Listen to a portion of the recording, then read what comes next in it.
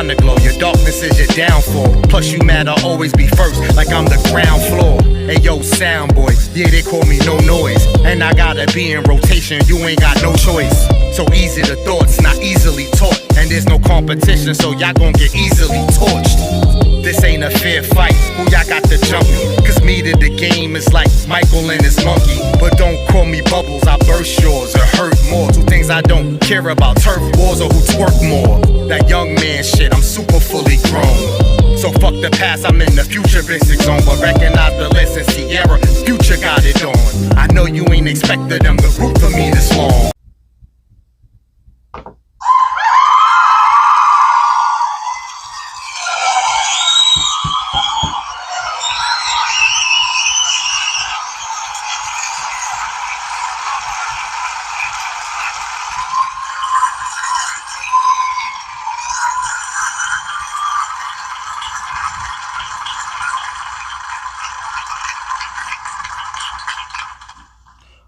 Welcome to another edition of Tell It How It Is, No Filter. Glad you could join me. This is Voice of Reason. And blessed to be alive. Blessed to be alive. Let me just be transparent. Full disclosure here. I didn't grow up a New York Knicks fan. I wasn't a part of the let down in 99. I don't have the history, bottom line is what I'm saying.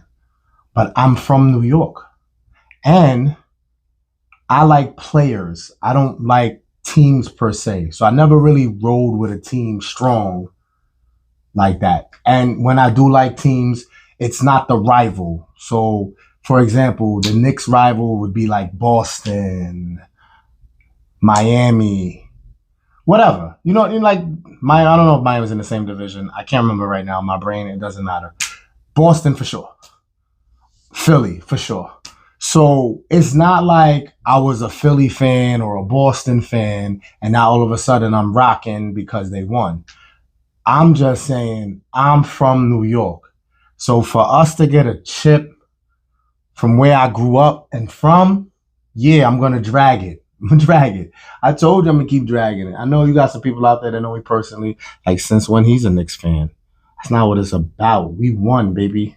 I'm from New York first. So if you judge me for that, whatever. That was just full disclosure for you. I'm gonna keep rubbing it in. We the champs. Feel me? I know you like the Brunson hat. All right, let's go in. When do men cross over from street clothes to grown man wear? Is this the same for ladies? So, just for me as a breakdown real quick, I have a 9 to 5 that requires a uniform. People who can relate that do the same. So we're wearing a uniform 5 days a week. When we don't have to wear that uniform, I'm wearing what I want. Now, am I mature enough and grown up enough to know the event that I plan on attending, what's required? Absolutely. So if I know I'm going to a grown and sexy, of course we got to dress accordingly. That should be known. That should have no time frame, age on it.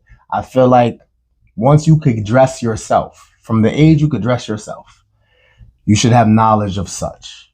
You know what I mean? I know you need your parents when you're a kid to buy your clothes for you. So even then, they should have some suits and casual stuff for you to put on when you have to go to certain things, especially this day and age.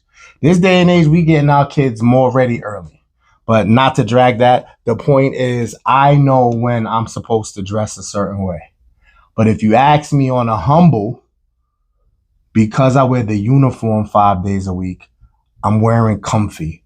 I'm being comfy on my days off, especially when I run my errands, have to run around. So if you want to call that street clothes, cool. But I'm going to be comfortable. Now, what would I say if I had a job where there wasn't a uniform and I had to just get dressed every day? That would definitely lean more casual most of the time. Most of the time I lean towards casual because I don't mind the casual. Right? And then, like you said, when you get to grown man status, you got to know when. Now, if I don't wear a uniform, so I'm doing casual all week at work, now on my days off, it's the same comfy. But what are we really judging here? Can you dress how you want, long as it's clean? And again, whether you have my story or not, I think people just want to be comfortable these days, you know? But you got to know when to wear stuff. So you can't go to anything that's called a ball, a dinner. You get it? Like when you hear the formal stuff, when you got an RSVP, you know you're going to have to put something on now. You is not going to be able to do the comfortable thing for real. So I hope you know that difference. And that's all this is about, is when and where you're dressing, how you're dressing.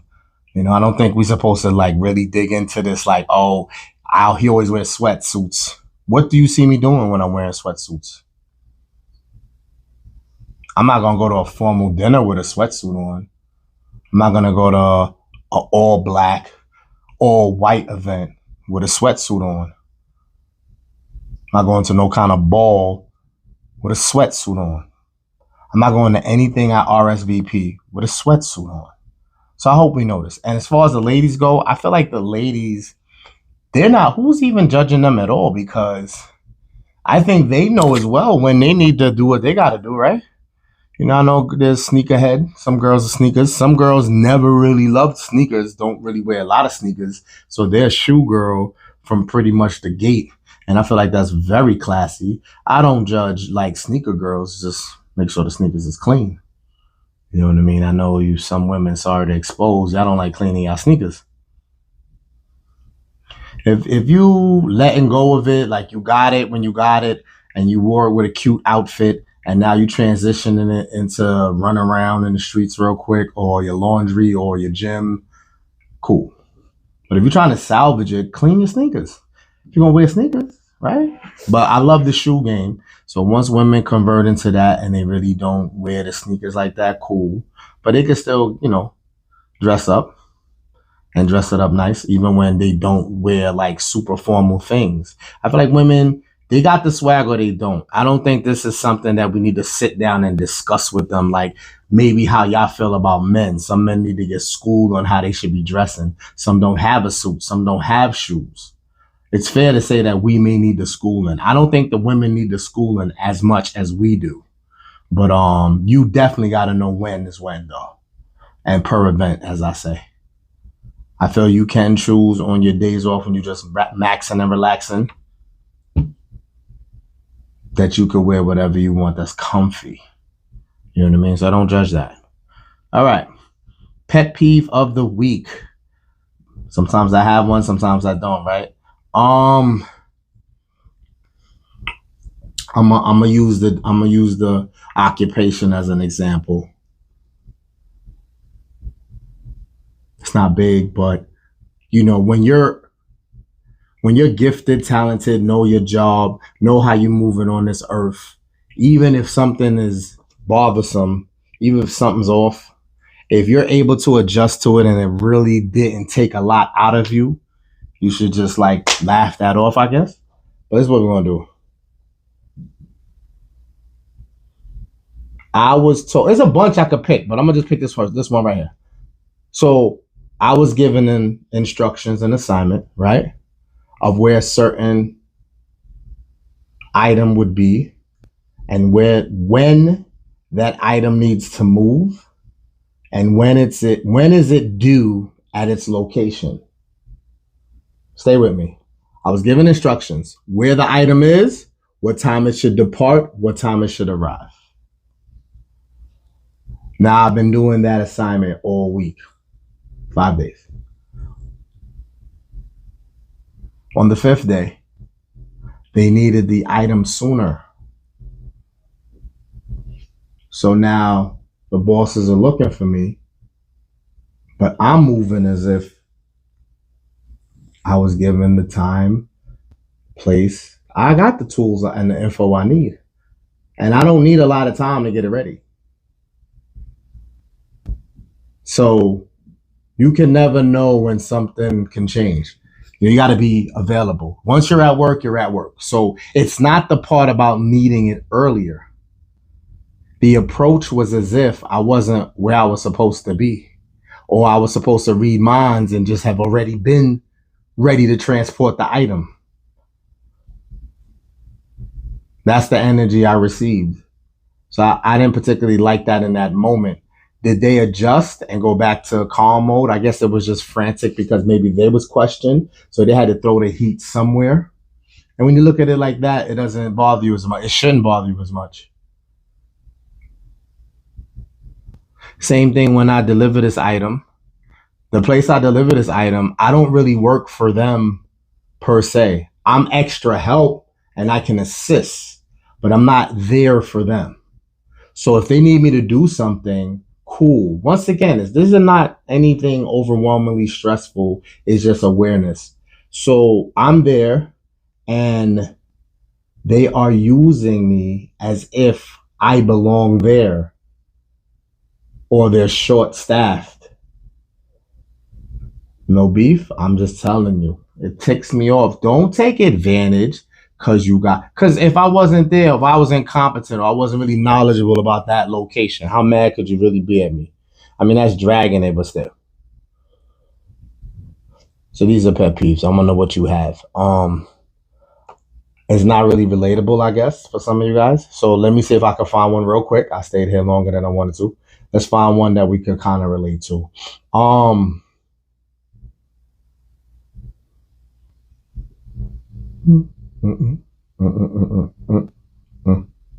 It's like, you're going to say I'm being mean.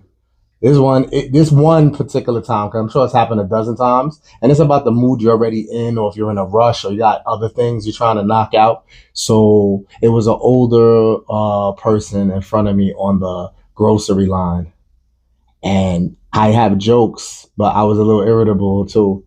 Why do all older folks, but I do it too, dig for the exact change? If the bill came up to $68.72, they really sitting there trying to find 72 cents, and they don't even really have it accessible. They really going from scratch, holding up the joint because they want to give you 72 cents. It's not a big deal. But people, if you're in a rush, you're like, really? Just get them the $73 and get the 28 cents back. What? 72? I can say if it was 8 cents, 10 cents. Can we relate? Does that bother you? If you are in the line and someone's in front of you, you're kind of in a rush, and they say 73, 72, and you see the person really digging for 72 cents. It's just crazy. All right, that's it. I'm off that. And to close, comedy show. Would you want to be a part of the joke? Do you mind? And do you like pranks? So if I go to a comedy show, doesn't really matter who I'm with. Do you go to the comedy show with your fellas? Do you go on a date? Whoever. I don't mind, personally. Because think about it. The comedy show, they don't know you personally. So whatever issues that may be sensitive to you in your life, the comedian don't know that. So why would it be a big deal if he's not touching on things that really bother you, that's personal? If he's going, I'm sure the comedian's just going to go off of what he sees, or he's just using you as just, to get the crowd into it. Whatever the motive is and how that go. That's for me, I don't mind. So I don't want to particularly sit a certain place or be out the sight because I don't want to get selected. I don't mind. That's me. How do you feel about comedy shows and being a part of the joke? I know there's some sensitive people out there. Some just don't play that. So what's your take on that? I don't mind. Now, as far as pranks, it's a little different. I might mind depending on the prank. And I think that's more tricky because if pranks are happening like while you're on the move, again, what is your mindset? What kind of day you had? What kind of mood you're in? I don't think we're as open-minded to the prank if it's on the fly or in our route versus you going to a comedy show. You know what that setting is. You go to a comedy show, you go in there to laugh. You go in there to have a good time. So to be a part of that, you already stepping into that realm. A prank is different. A prank can happen anywhere, and you may just not be in the headspace for that. So I'm sort of 50-50 on the prank. I was going to eliminate it completely and say, nah, don't play with me. For all you pranksters out there, don't play with me. But it do matter the mood and what's going on. You know, you got to engage and know, though. So the pranksters that's pulling these pranks got to read the room. And then some people that don't, I mean, they're not going to know what it is till they're actually in it, right? But just go off of what their demeanor and their body language says in general to see if you would even want to chance that. I'm no expert on this, and, you know, shit gonna happen the way it happened, right? But I'm all good with the comedy. Depends on the pranks. How do you feel about pranks? Is that a definite no-no? And I'm going to assume that if you're not with it on the comedy tip, I'm sure you definitely don't want no pranks, no prank involvement. Something's going too far, like on the phone. There was that Steve Harvey or whoever that was, you know, that radio station where they do it, where they, you know, it's a bunch of shit going on that morning show. It's funny to listen to. I'm not knocking it. Like, it's dope for them and to hear it, be a listener. But I don't know if I would want to be a part of that. That phone stuff there, like these games, nah. I don't know. You know what I mean? It depends, I guess. I say no today. I could say yes tomorrow. How do you feel? Once again, if you want to leave me comments, emails, on my social media, once again, it's BuzzerBeater, BuzzahBeater. That's on TikTok and IG. You can email me at howyoustop'em35@gmail.com. You could comment here. Let me know how you feel about that last one right there. And you know my 3 P's. Stay positive, stay progressive, and stay pushing. Peace. KNICKS in 5.